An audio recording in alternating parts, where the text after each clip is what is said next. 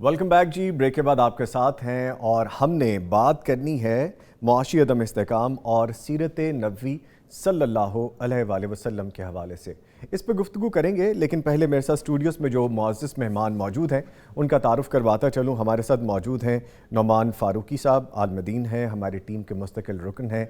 इनको वेलकम करेंगे। सर अस्सलाम वालेकुम। वालेकुम अस्सलाम। खैरियत से सर? अल्लाह का शुक्र, अल्हम्दुलिल्लाह। इनके साथ मौजूद हैं उस्मान खालिद शेखुपुरी साहब, आलमदीन हैं, इनको भी हम वार्मली वेलकम करेंगे। सर अस्सलाम वालेकुम। खैरियत से सर आप? माशाल्लाह। प्रोग्राम को चूँकि मुझे इस मौजू की तरफ लेके जाना है कि मुआशी अदम इस्तेकाम और सीरत नबवी के हवाले से इस वक्त जो इजारादारी है पूरी दुनिया पे डॉलर डोमिनेट कर रहा है दूसरी करेंसीज़ को। एक इजारादारी है ऐसे मुल्क की कि जो बाकी सारी करेंसीज़ को उस मुल्क की करेंसी हड़प करती, डोमिनेट करती नज़र आती है। हम इससे बच कैसे सकते हैं? हम अपने मुआशी इस्तेकाम की तरफ जा कैसे सकते हैं? हमें कौन सी चीज़ों को डिस्कस करना, समझना और अमल करना ज़रूरी है? सीरत नबवी सल्लल्लाहु अलैहि वसल्लम को जब हम पढ़ेंगे, समझेंगे, अपने आप पे अप्लाई करेंगे और फिर हम खुद अपनी आंखों से देखेंगे कि कौन सी चीज़ें हम कर रहे थे जो हमें नहीं करनी चाहिए थी।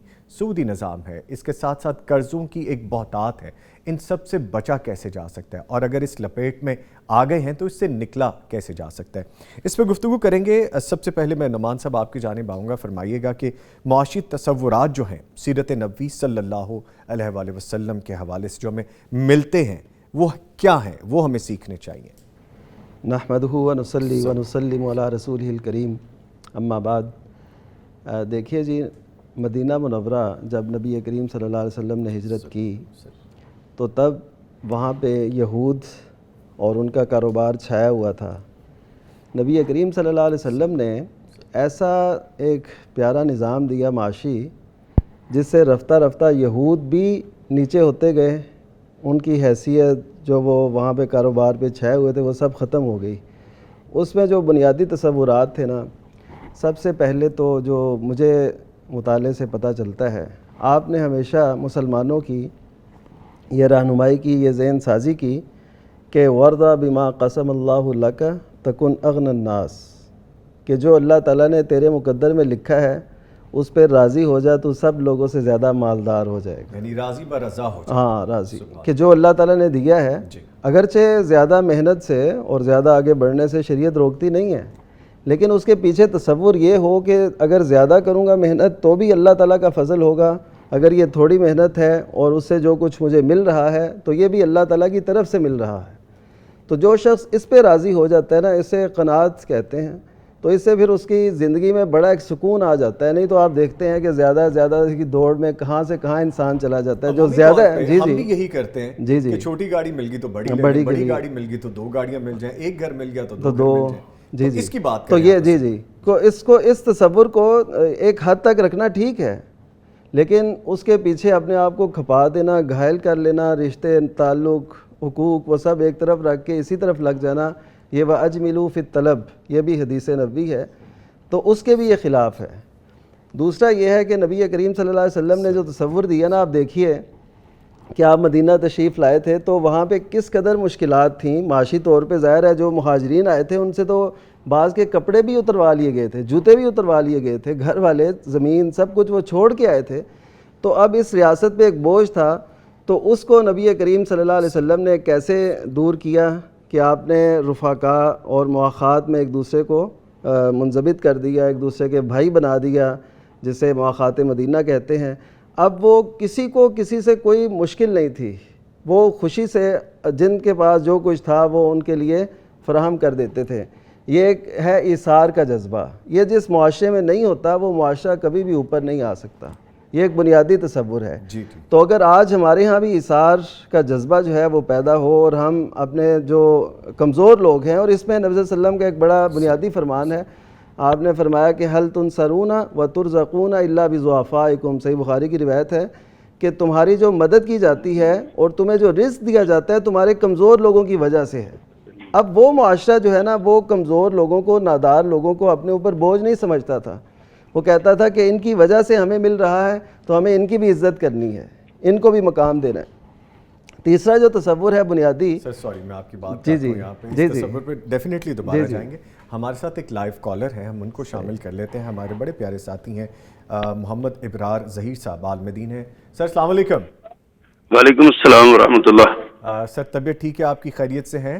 جی جی اللہ کا شکر۔ نظامی صاحب آپ سنائیں ٹھیک ہے؟ جی الحمدللہ الحمدللہ۔ ابرار ظہیر صاحب سے ہم نے جو بات کرنی ہے جی، میں آپ سے یہ عرض کروں کہ مولانا عباس انجم گوندلوی صاحب عظیم مدرس، معروف خطیب، پیغام ٹیلی ویژن پر آپ ان کو دیکھ بھی چکے ہیں، خوش شکل، خوش اخلاق، خوش سیرت، اب اس دنیا میں نہیں رہے۔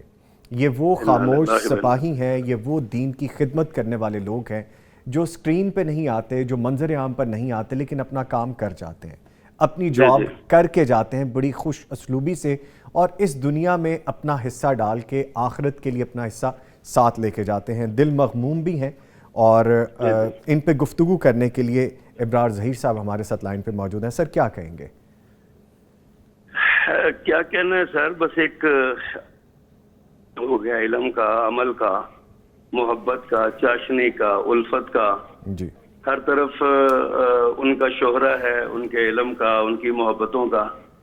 آج پوری دنیا میں، پورے پاکستان میں لوگ سوگوار ہیں، ان کے ہزارہ شاگرد رو رہے۔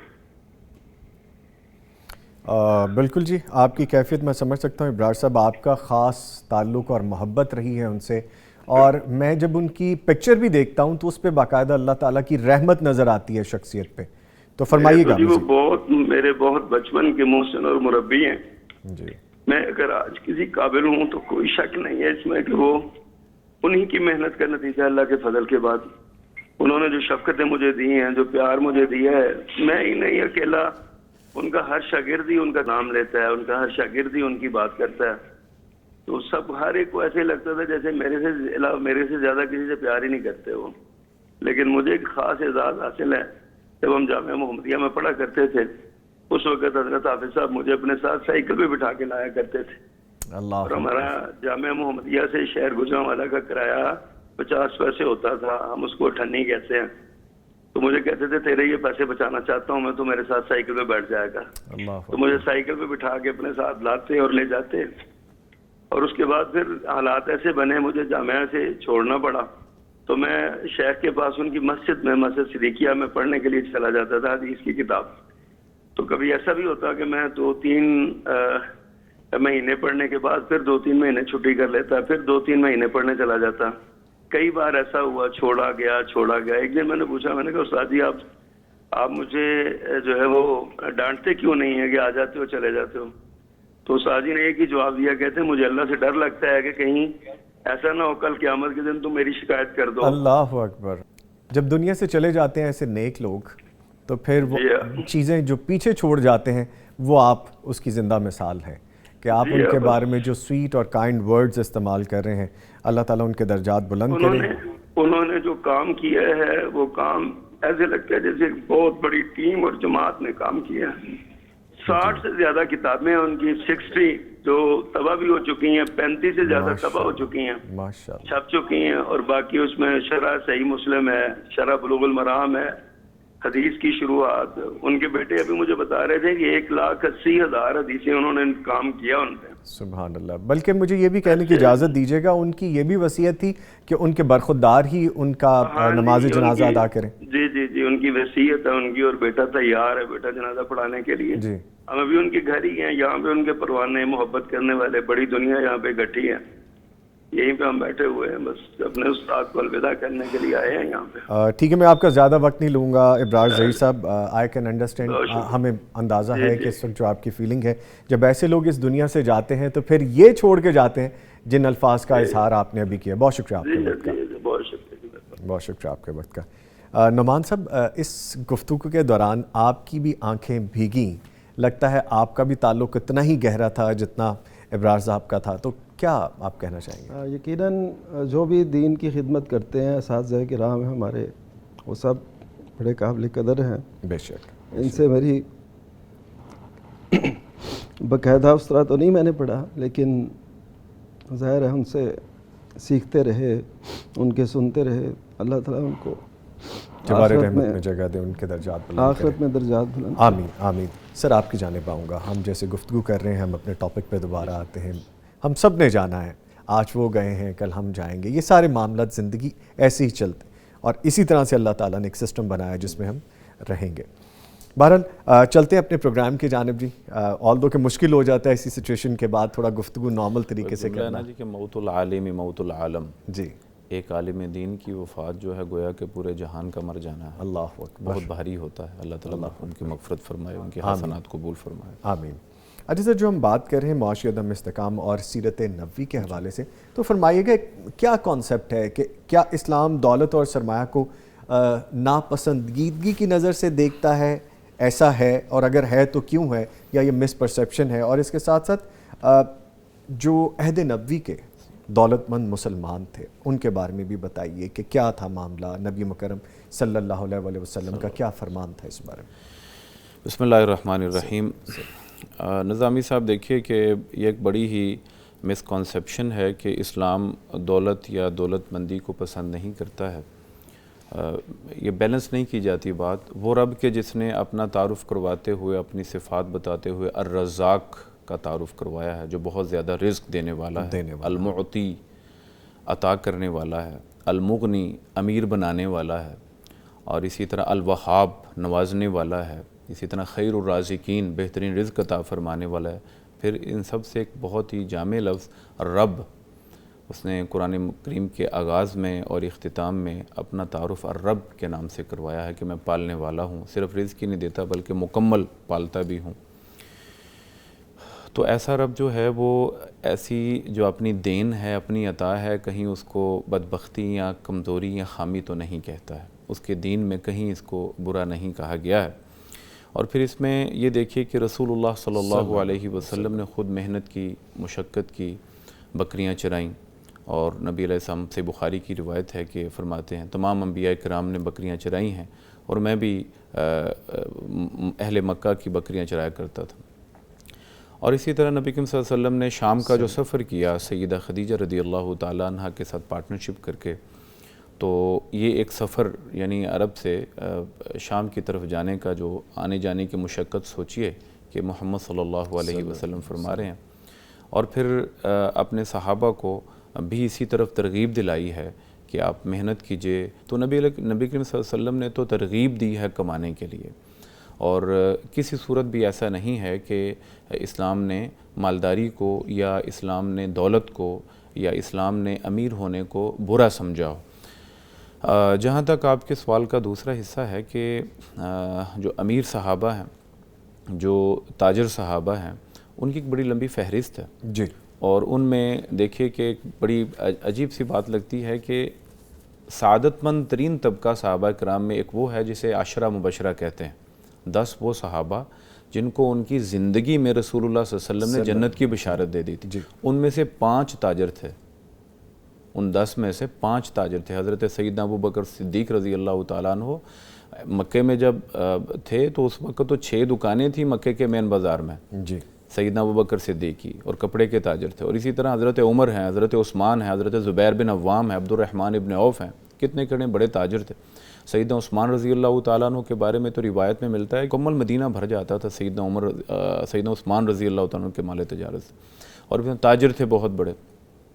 تو یہاں سے یہ اخذ کرنا کہ جب اللہ رب العزت کی اپنی ذات اپنے تعارف میں، اپنی صفات کے تعارف میں اس نسبت کو ظاہر کرتی ہیں، ٹھیک ہے، رسول اللہ صلی اللہ علیہ وسلم کی شخصیت سے ہمیں یہ بار بار ملتا ہے، اور پھر صحابہ کرام جلیل القدر صحابہ کرام کی زندگی سے ہمیں یہ عمل ملتا ہے، تو کسی صورت بھی یہ سوچنا بھی میں سمجھتا ہوں بری بات اور اسلام پر ایک تہمت ہے کہ کسی صورت بھی مالداری یا اس کو حاصل کرنا کسب مال کا وہ بری چیز ہے. بلکہ مسئلہ یہ ہے کہ انسان جب بیلنس نہیں کرتا خرابی تب آتی ہے. اچھا، یعنی سوری ٹو کٹ یو، یہ بات وہ آ گئی کہ عمومی طور پر معاشی عدم جو استحکام ہے اس کی ریزن ڈس بیلنس ہونا جس کو اس کی یہ ریزنز ہیں جو آپ بیان کرنے لگے. میں یہ عرض کرنے لگا ہوں کہ جب کوئی ناپسندیدگی کے الفاظ آئے ہیں تجار ہم الفجار کے الفاظ یا اس طرح کے, تو وہ ان لوگوں کے لیے ہیں جو جھوٹی قسمیں کھاتے ہیں, جو حرام کماتے ہیں, جو جھوٹ بول کر کم زیادہ تولتے ناپتے ہیں.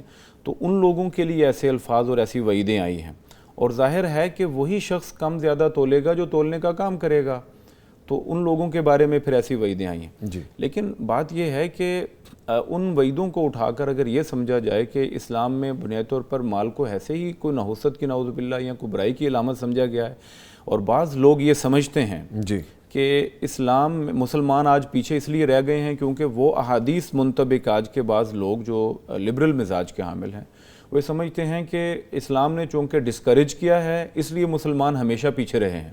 ایسا بالکل بھی نہیں. جیسے میرے فاضل بھائی نے فرمایا کہ ایک وقت تھا کہ جب یہودی جو ہیں وہ ان سے مسلمان ڈومینیٹ کر گئے, اچھا بھلا آگے گزر گئے, اور ہماری معیشت بہت زیادہ مستحکم تھی.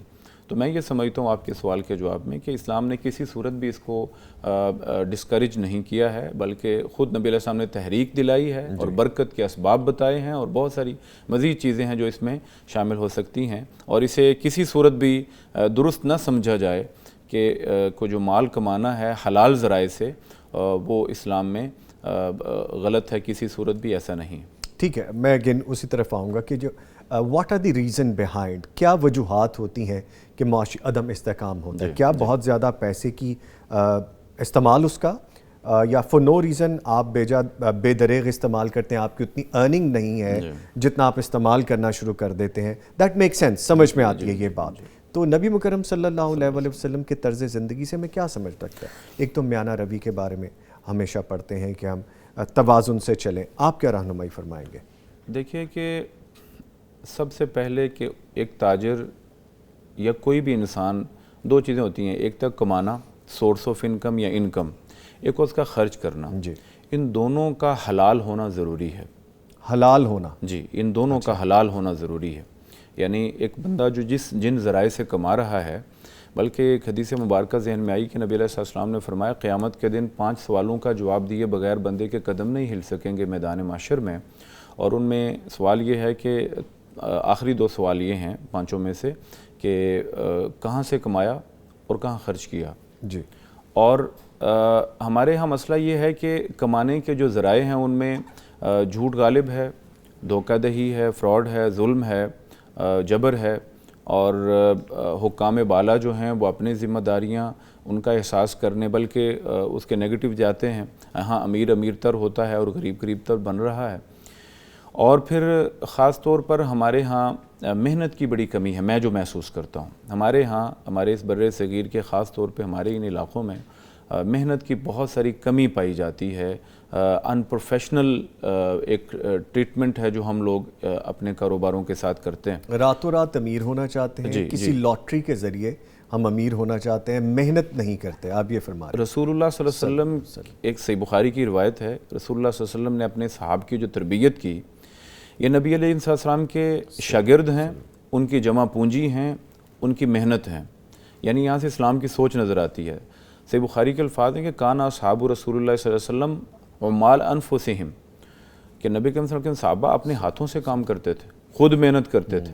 ہمارا یعنی بہت سارا طبقہ ایسا ہے جو یہ سمجھتا ہے جو دین سے وابستہ ہو جائے گا اب اس کو کچھ کام نہیں کرنا ہے. وہ تجارت کرتے ہیں, وہ دستکاری کرتے ہیں, وہ زراعت کرتے ہیں. رسول اللہ صلی اللہ علیہ وسلم کے صحابہ کی بات ہو رہی ہے. تو ہمیں پھر میں یہاں پہ ایک اور بات بھی عرض کرنا چاہوں گا کہ نبی کریم صلی اللہ علیہ وسلم جب سیدہ خدیجہ رضی اللہ تعالیٰ عنہ کے ساتھ پارٹنرشپ کرتے ہیں تو ان کی ایج دیکھیں, 24-25 سال کی ایج ہے, اور ایک ملک سے دوسرے ملک جا رہے ہیں. آپ آج ہی دیکھ لیں ہمارے کتنے نوجوان جس میں اتنا پتا ہے, جس میں اتنی ہمت ہے اس ایج میں اور اتنا بڑا سٹیپ لے جائے جی, اور انویسٹمنٹ کر رہا ہے. اور پھر جو میسرہ غلام تھے سیدہ خدیجہ رضی اللہ تعالیٰ عنہ کے, انہوں نے جا کر رحیق المختوم میں بڑی تفصیل سے کوالٹیز بیان کی ہیں میسرہ نے واپس آ کر, جن کی بنیاد پر انسپائر ہوں سیدہ خدیجہ رضی اللہ تعالیٰ عنہ ام المؤمنین.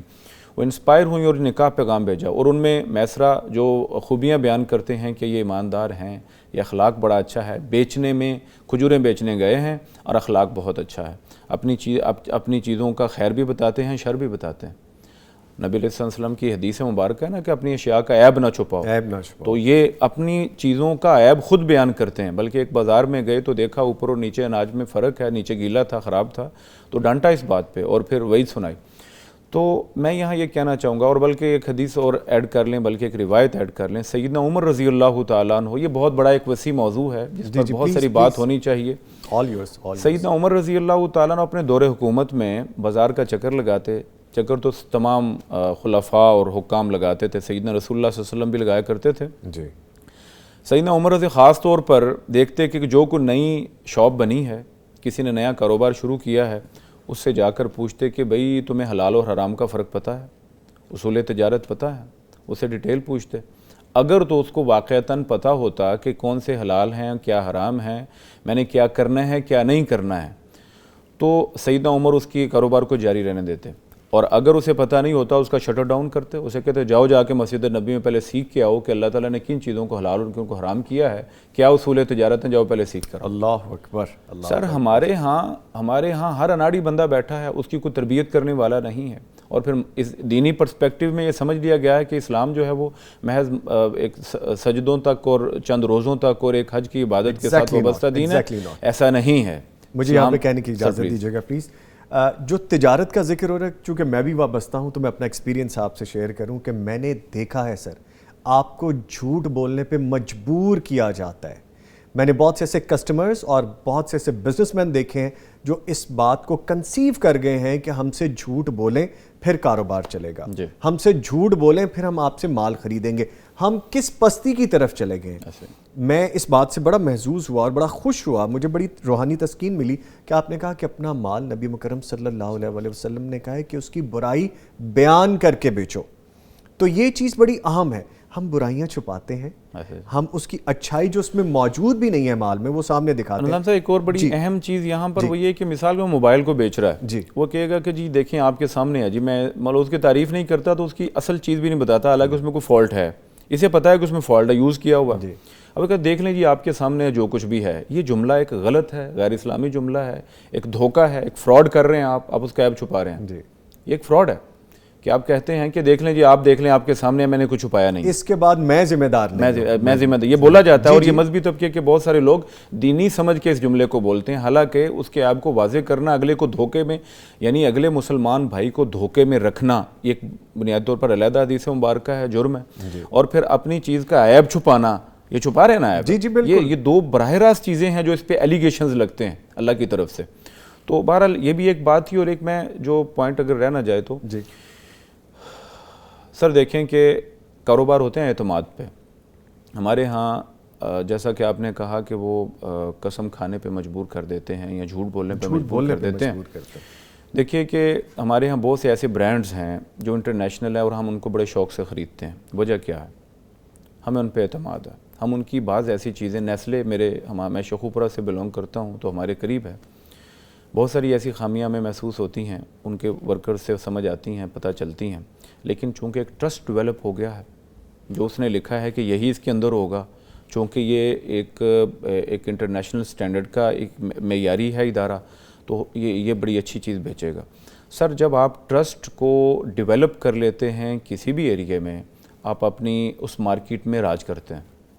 ٹھیک ہے, یہی آج تک ہمیں سمجھ نہیں آیا کہ ہم نے ٹرسٹ کو ڈیولپ کرنا ہے. ہمارے ہاں لوگ ایک ہی مرتبہ سب کچھ کمانے کے درپے ہو جاتے ہیں, بلکہ وہ جو ایک انٹرنیشنل ایک ماحول بنا ہوا ہے کہ تھوڑا کما لیجئے لیکن زیادہ بیچ کر اس کا حجم بڑھا سکتے ہیں آپ, یہ عنصر بھی ہمارے ہاں سے ختم ہوتا ہوا دکھائی دیتا ہے. ہمارے ماحول میں چونکہ تجربہ یا تیاری نہیں, اور اس میں بہت اہم رول سر میں سمجھتا ہوں لیڈرشپ کا ہے, جس نے لوگوں کو ایجوکیٹ نہیں کیا, ہونے نہیں دیا, جدید تصورات سے دور کر رکھا ہوا ہے.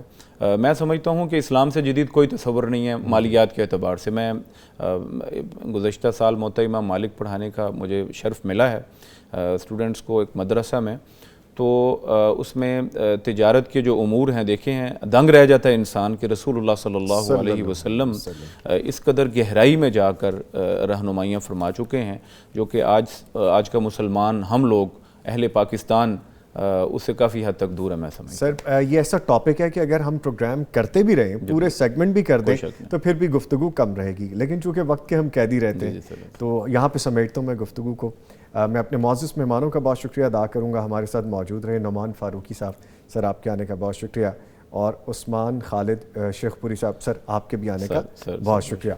हमारी इस गुफ्तगू का हासिल ये है जी कि हम जब झूठ बोलते हैं तो शायद हम माल तो बेच लेते हैं, लेकिन अपनी बरकत ख़त्म कर देते हैं माल से, और हम आखिरत का जो हिस्सा है वो फिर नहीं रखते, इस दुनिया का हिस्सा तो हासिल कर लेते हैं। और याद रखिए कि जो काम झूठ पे किया जाएगा, चाहे वो कारोबार है, मुआशी अदम इस्तेहकाम है, हमारी लाइफ है, हमारे कोवर्कर्स हैं, हमारा लिविंग स्टैंडर्ड है, जहाँ पे झूठ आ गया उसकी आमेजिश भी आ गई तो बरकतें ख़त्म हो गई। दीन इस्लाम ये नहीं कहता। तो हमें सीरत नबी सल्लल्लाहु अलैहि वसल्लम को पढ़ना है और सीखना है। कुछ कहना चाह रहे थे आप प्लीज़? छोटा सा मैसेज है जो मैं देना चाहता हूँ ख़ास तौर पे अपने नौजवानों को, वो ये है कि रसूलुल्लाह सल्लल्लाहु अलैहि वसल्लम हमारे लिए उसवा है, हमारे लिए उनकी ज़िंदगी कोड ऑफ लाइफ है, कंप्लीट कोड ऑफ लाइफ है। सर नबी करीम सल्लल्लाहु अलैहि वसल्लम यतीमी में पैदा हुए, आपको जो विरासत मिली उसमें इब्न हिशाम ज़िक्र करते हैं कि कुल जो हिस्सा था वो 5 ऊँट हैं, चंद बकरियां और एक लौंडी थी उम्मे ऐमन के नाम से। नबी करीम सल्लल्लाहु अलैहि वसल्लम 2 साल अपने दादा के यहाँ ज़ेर कफ़ालत रहे, बकिया अरसा जो शादी तक का था उससे बाद भी कुछ अरसा वो जनाब अबू तालिब जो आपके चचा थे, सगे हकीकी चचा हैं, उनके यहाँ रहे ज़ेर कफ़ालत। अब 25 साल की उम्र में यानी तकरीबन 25 साल की उम्र में शादी करते हैं सैयदा खदीजा रज़ी अल्लाह ताला अन्हा से। तो रहीकुल मखतूम में इमाम मुबारकपुरी लिखते हैं कि नबी करीम सल्लल्लाहु अलैहि वसल्लम ने अपनी अहलिया को 20 ऊँट हक महर दिया था।